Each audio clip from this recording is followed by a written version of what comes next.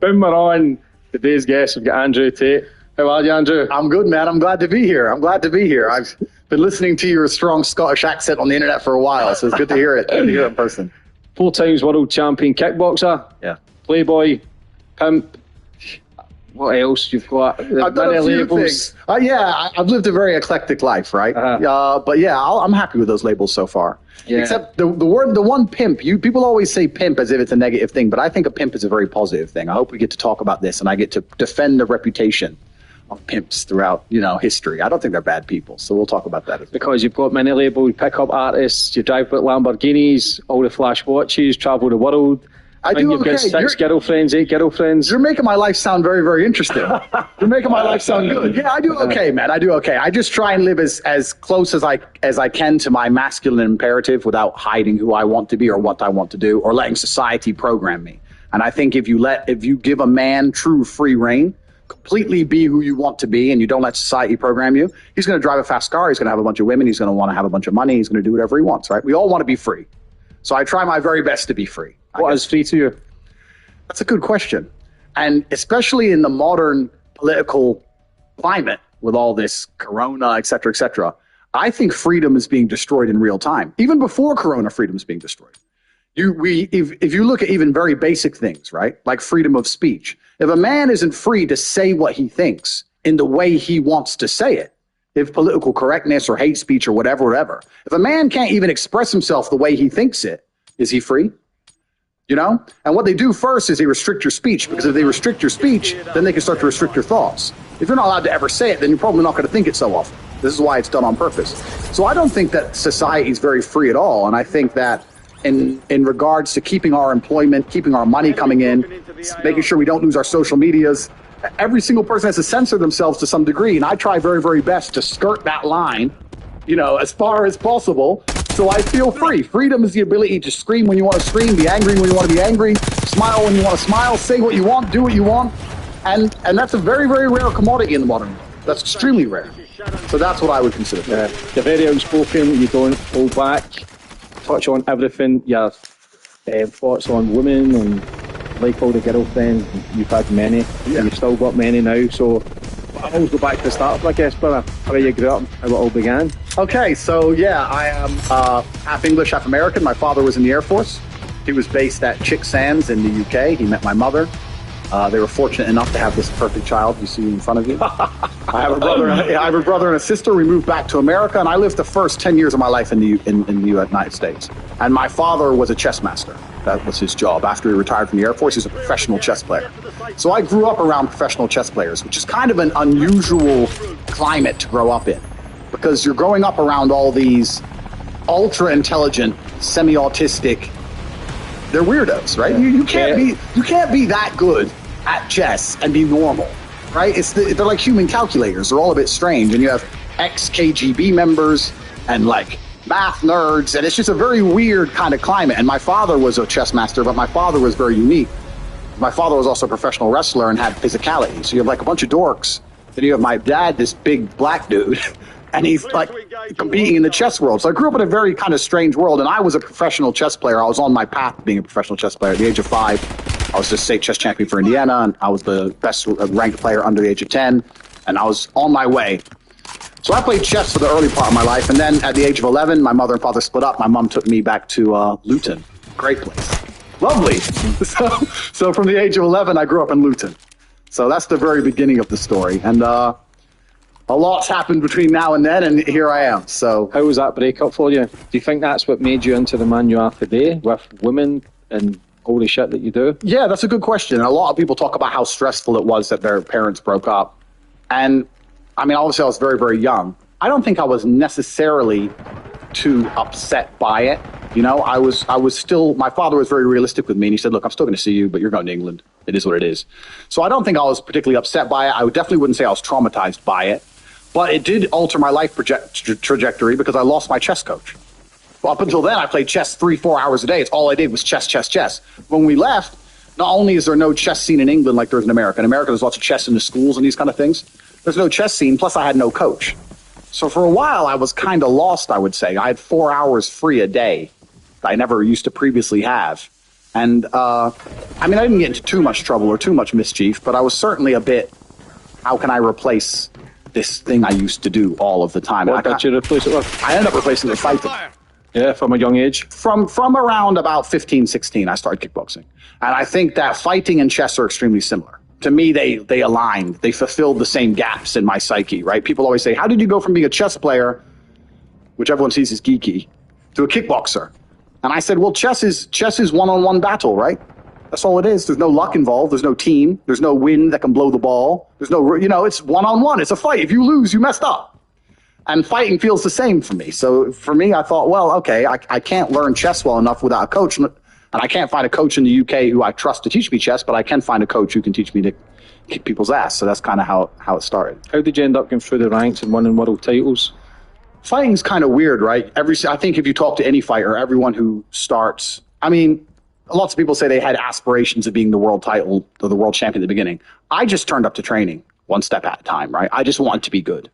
So my coach said, you have to train 7 times a week. Okay. So I just obeyed. I was just a worker ant. I just did as I was told. And then you win and you win again and you win again and you get a title shot, you win. And before you know it, you get up there. My first ever world title fight was on 3 days notice. So someone pulled out and I had 3 days notice. I had to lose 9 kilo in 3 days. I turned up, obviously was completely destroyed from the weight cut. Everyone expected me to lose.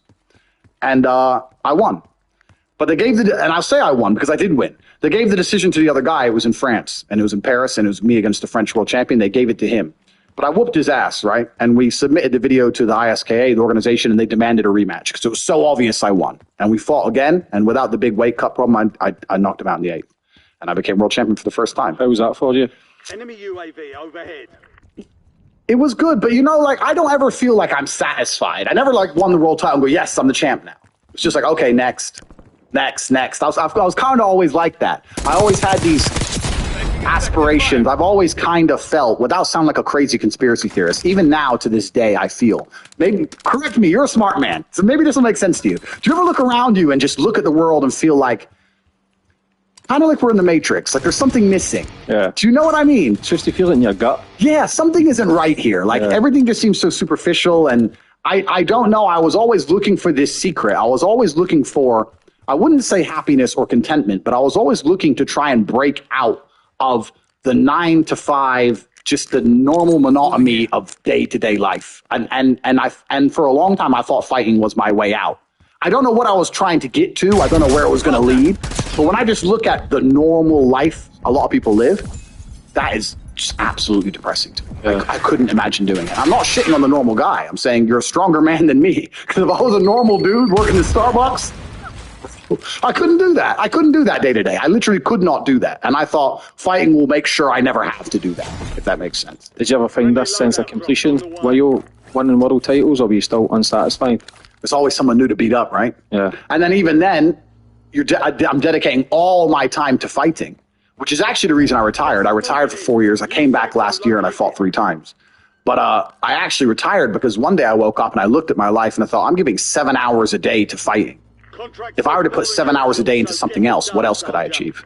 Because I had a little bit of money from fighting, but I wasn't balling. I wasn't rich. And I thought, what's the point of being the world champion if I can't buy Lambos on the debit card, right? What's the point? So then I thought, well, I want to be rich now. So that's actually the reason I retired. So I was always chasing other things. And then now I've got money, I want to fight again.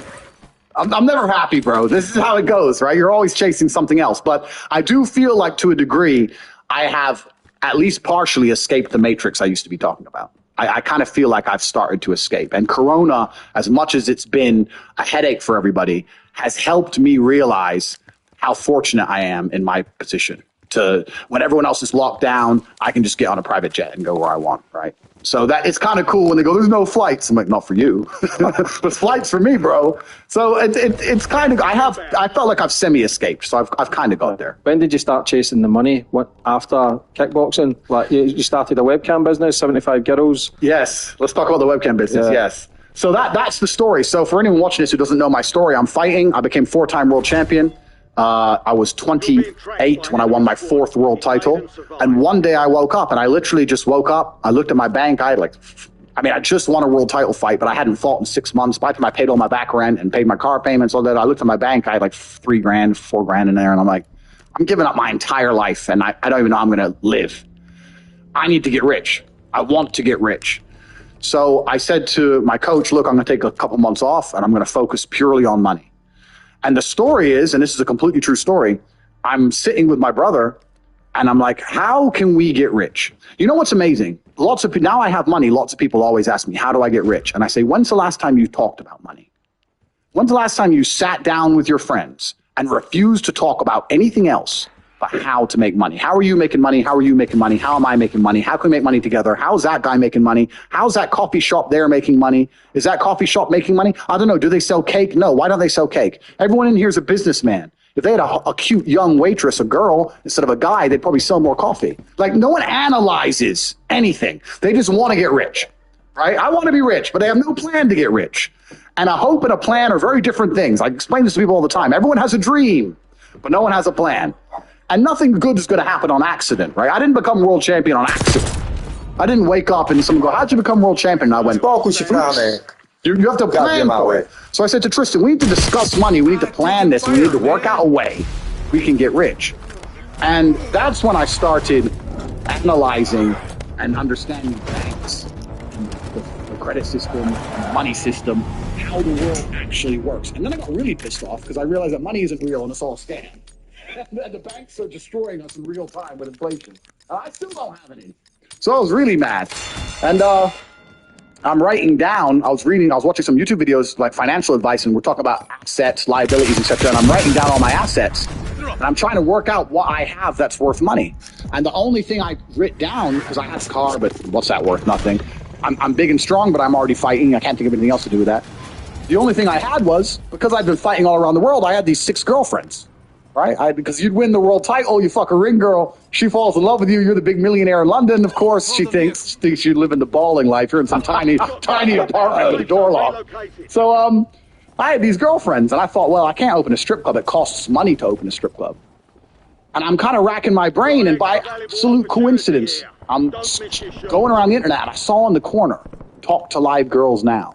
And I'd never in my life, I was never a porn guy. I've never been watching porn or clicking on these things. And I said, talk to live girls. So I clicked on it, and there's some chick there on a computer. Hi, did it. And I was like, my girls can do that. So that was the very beginning. That was the eureka moment. I walked into my brother's bedroom, and I said, we're going to start a webcam company. That was the beginning of it all. How do you end up getting 75 girls to work for you? Yeah, so... And this is the thing that's interesting about it, because when people hear this story and they say like a pimp, etc., people imagine me to be this exploitive, horrible, evil man, which is absolutely and utterly the complete opposite. I'm not trying to convince the internet I'm a nice guy, right? Because I don't give a shit. I'm just telling the truth. So the beginning of it was I messaged my 6 girlfriends and told them they're all coming to live with me, and I had a job for them in London. 2 of them wouldn't come, 4 of them agreed.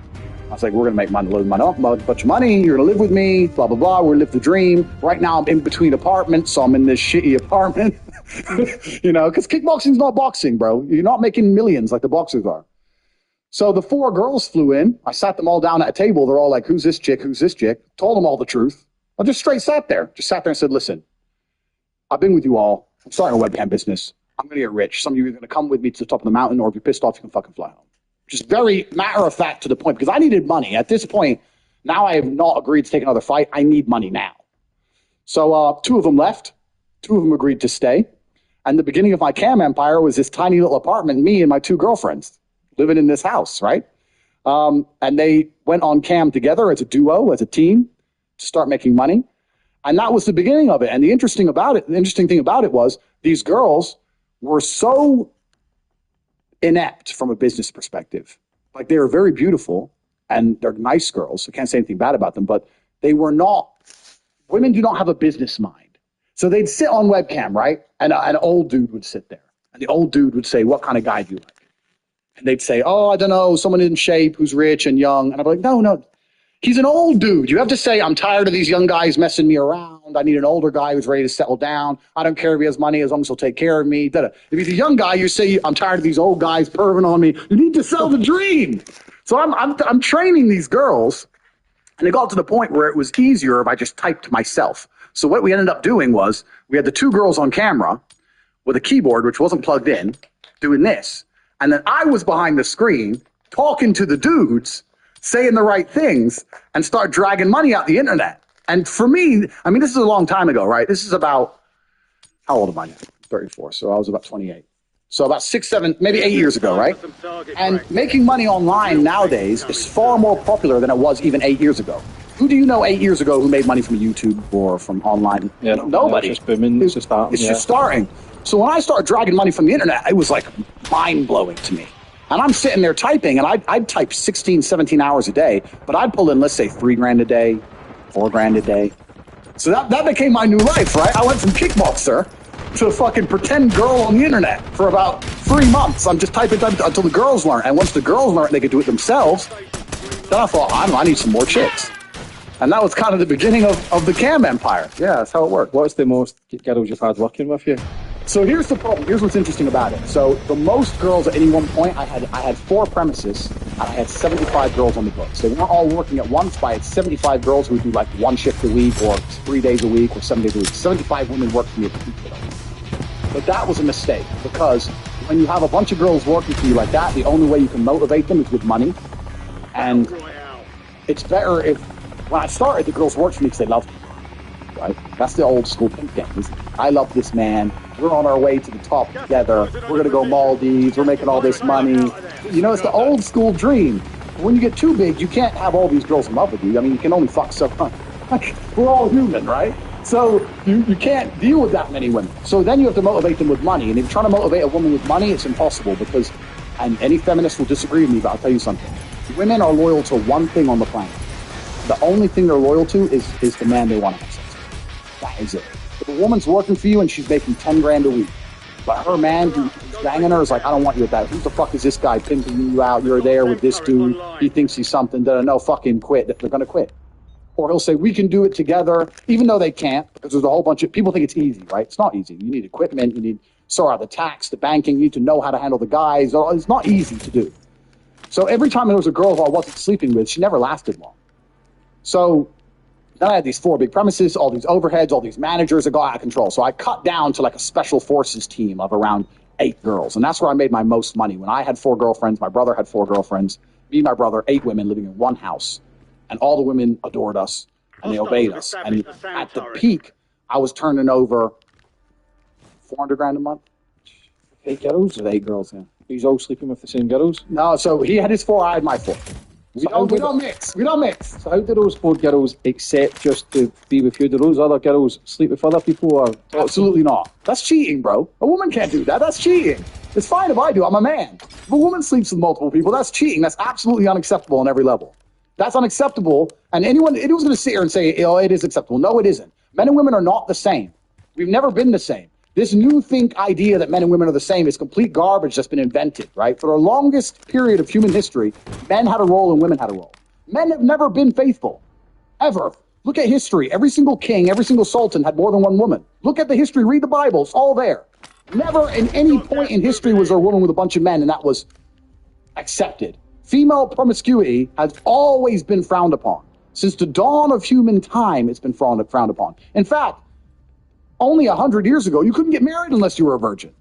It was the only thing that mattered because it ensures paternity. How else do you know that kid is yours before a paternity test unless she was a virgin? It's the only way to be sure. You understand what I'm saying? So women, for the longest period of human time, the idea of a promiscuous female has been frowned upon and shamed. In half of the world today, it's still shamed. So a woman can't go around fucking people and pretend it's the same as a man running around fucking people. It's absolutely not the same. A man can only cheat if he loves someone else. If I have a woman who I truly love, and I go out and fuck, and I come back to her, and I don't care about her, and I only love my girl, that's not cheating. That's exercise.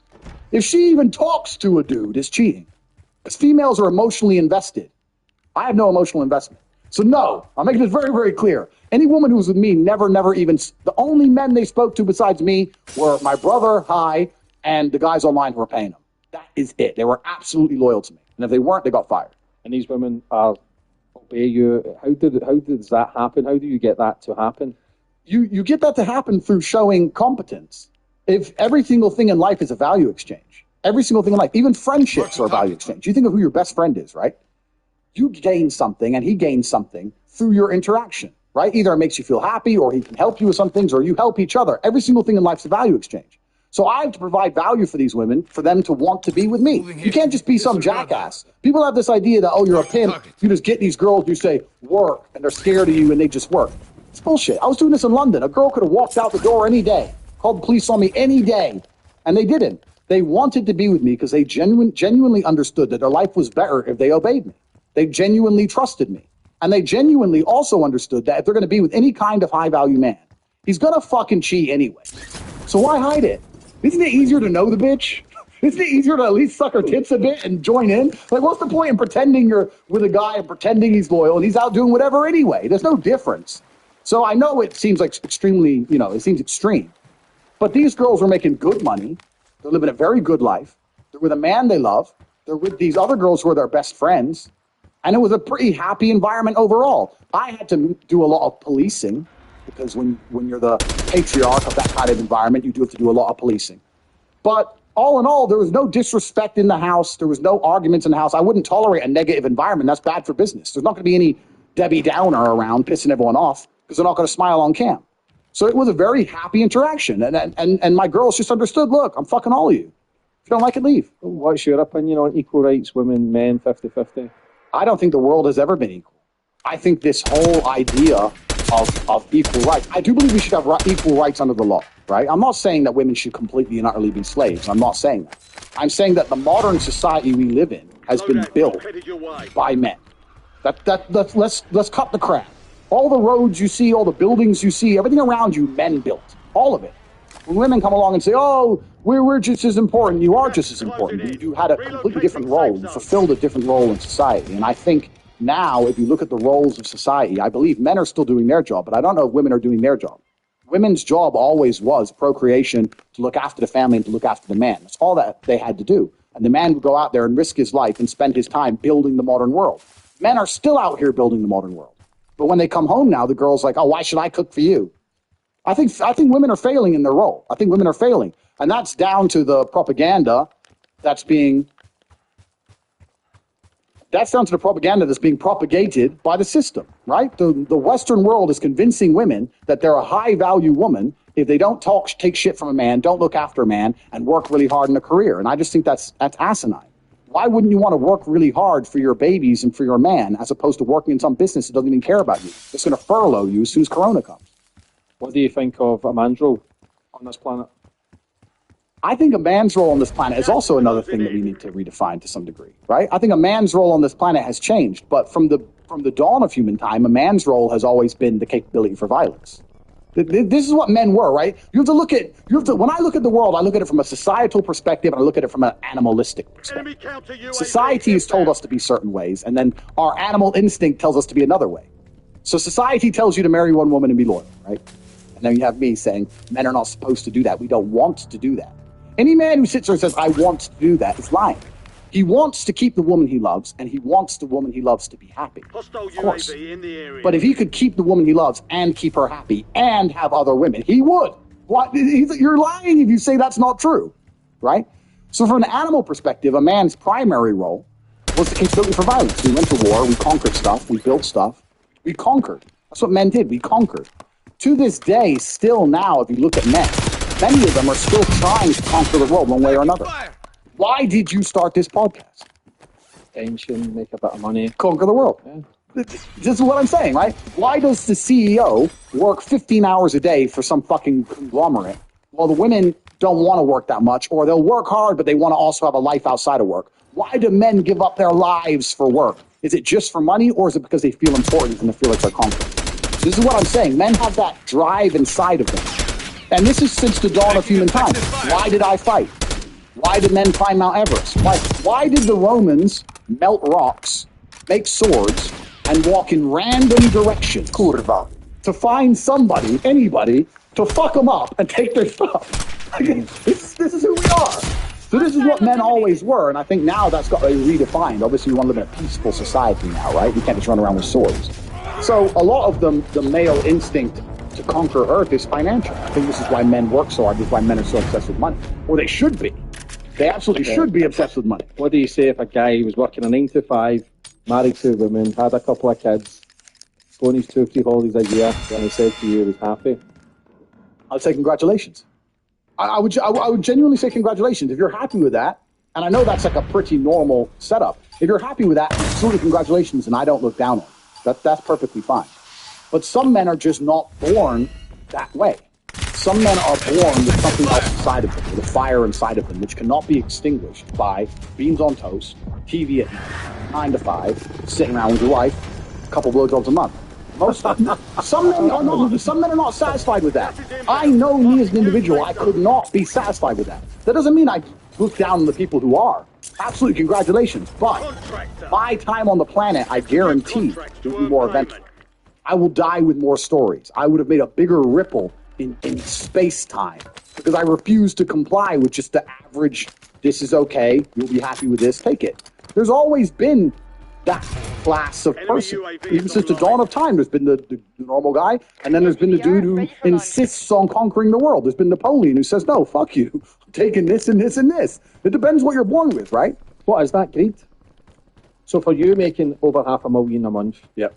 shagging girls everywhere, Yep. Lamborghinis, Ferraris, Yep. houses all around the world, Yep. were you ever fulfilled? Were you ever satisfied, or did you constantly want more? I think I constantly wanted more, but I don't know Where if... does it end, though? But I don't think it needs to end, my friend. Why does it need to end? Why does it need to end? This is it. Like, I think one of the biggest mistakes a man can make is to judge his life. Let me reword this. I think a man should have absolutely no interest in whether he's actually happy or not. If I wake up and I'm unhappy, I will do the exact same things as if I am happy. I will go to the gym the same. I will work the same. How I feel has no impact on how I live my life. I don't think happiness as an index is a healthy view for a man to have on life success. Women are different. Women just want to be happy, right? Women just want to smile. They don't care how. They don't care if they deserve it or not. As long as they get to smile, women are happy. That's women. But I think for a man, if you're waking up and going, oh, am I happy? Am I not? You're looking at life wrong. I think of a man, if you put happiness if you move it down the scale, right? And you start looking at, am I successful? Am I competent? Am I achieving things? Am I respected? If you start to look at these indicators of your life, you're going to end up being happier without actually analyzing if you're happy or not. So for me, I understood very, very well that $500,000 a month is good, but $1 million a month is better. And I also very, very much understood that as soon as you stop pushing